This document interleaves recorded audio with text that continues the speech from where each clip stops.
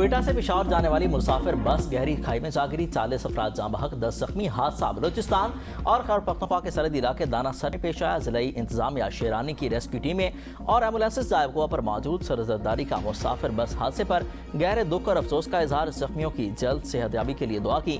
بہترین طبی سہولیات فراہم کرنے کی ہدایت۔ وزیر اعلیٰ سرفراز بگٹی نے متاثرہ خاندانوں کو ہر ممکن مالی اور انتظامی معاونت فراہم کرنے کا اعلان کیا۔ کہا کہ حکومت بلوچستان اس مشکل گھڑی میں متاثرہ خاندانوں کے ساتھ شانہ بشانہ کھڑی ہے۔ سابق وزیر اعظم راجہ پرویز اشرف کا بھی اظہار افسوس، کہا کہ پوری قوم متاثرہ خاندانوں کے غم میں برابر کی شریک ہے۔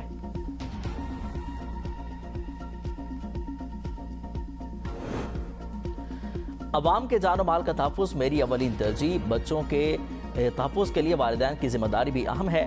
پنجاب میں جرائم کم ہو گئے، محفوظ معاشرہ ہی ترقی کی بنیاد ہے۔ والدین بچوں کو غیر نگرانی میں باہر نہ بھیجیں۔ وزیر اعلیٰ پنجاب مریم نواز کا پیغام امن کمیٹی کے ارکان سے خطاب، کہا کہ پاکستان کا عالمی وقار بلند ہوا۔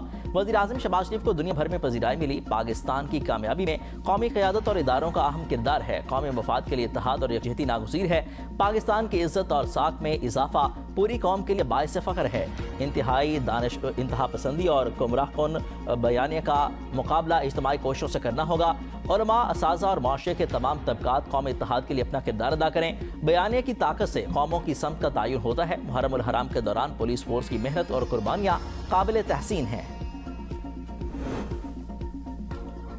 لاہور میں 14,000 اکیڈمیز اور ٹیوشن سینٹرز بند، دونوں ڈپٹی ایجوکیشن اور دونوں اے ای اوز کو ہٹا دیا گیا۔ صوبائی وزیر تعلیم ڈاکٹر رانا سکندر کی میڈیا سے گفتگو، کہا کہ لینٹر 14 دنوں بعد کھولا جاتا ہے، 15 دنوں بعد کھول دیا گیا۔ والدین سے درخواست ہے کہ ذمہ داری کا مظاہرہ کریں۔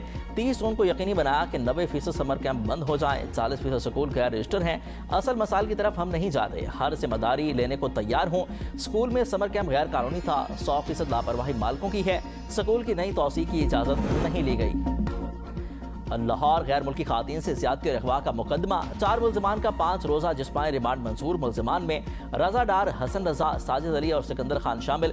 غیر ملکی خواتین اور برکسی ملزم رضا ڈار بزنس پارٹنر تھے۔ ذرائع کے مطابق غیر ملکی خواتین اور ملزم کرپٹو کرنسی کا کاروبار کیا کرتے تھے۔ خواتین کو مزید سرمایہ کاری کا جھانسا دے کر پاکستان بلایا گیا۔ خواتین 29 جون کو لاہور پہنچی، 5 جولائی کو واپس روانہ ہونا تھا۔ واپسی جانے سے قبل برکسی ملزم خواتین کو لے کر ڈیفنس کیا۔ ڈیفنس میں پہلے سے موجود ملزم کے ساتھیوں نے خواتین کا جنسی استحصال کیا۔ ملزمان کرپٹو کی مد میں $1.5 ملین منافع مانگتے رہے۔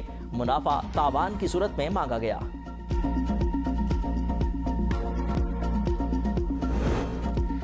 شہید سپریم لیڈر آیت اللہ خامنہئی کی تعزیتی تقاریب کل سے 9 جولائی تک ایران، عراق کے 5 بڑے شہروں میں منعقد ہوں گی۔ شہید کا جسد خاکی تہران میں امام خمینی حسینیہ سینٹر میں رکھ دیا گیا۔ ایرانی حکام کے مطابق ہفتے کے روز تہران کے گرینڈ مسلح میں عوام کو آخری دیدار کرایا جائے گا۔ 9 جولائی کو شہید سپریم لیڈر کی مشہد میں تدفین ہوگی۔ نماز جنازہ میں 2 کروڑ سے زائد افراد کی شرکت متوقع۔ 9 ممالک کے مذہبی رہنما نماز جنازہ میں شرکت کریں گے۔ روس اور چین سمیت 30 سے زائد ممالک کے اعلیٰ حکام بھی شریک ہوں گے۔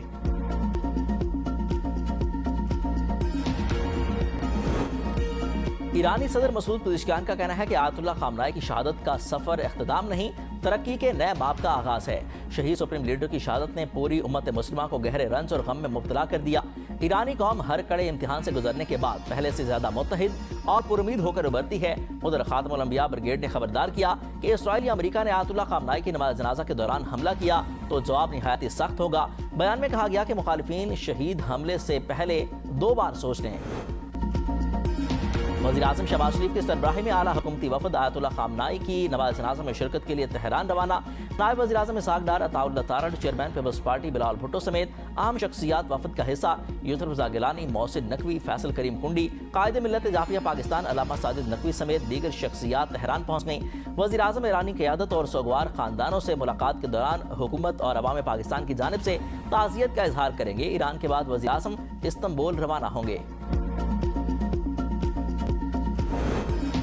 پاکستان اور بھارت کے درمیان جنگ میں 11 طیارے گرائے گئے۔ صدر ٹرمپ نے مودی کے زخم پھر تازہ کر دیے۔ پاکستانی وزیر اعظم نے کہا تھا کہ میں نے جنگ روک کر 3 کروڑ افراد کو بچایا۔ میڈیا سے گفتگو میں کہا کہ ایران ہماری ضروری شرائط ماننے پر آمادہ ہو گیا۔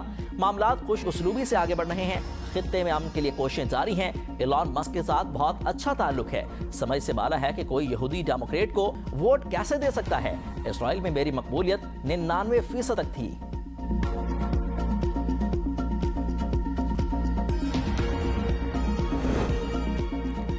वजारत कौमी सेहत ने भर्ती कावानीन हवा में उड़ा दिए। एस्टाब्लिशमेंट डिवीजन के अहकामात के बरक्स मातहत इदारों में भर्ती का अमल शुरू। पिम्स और बॉर्डर हेल्थ सर्विसेज में 413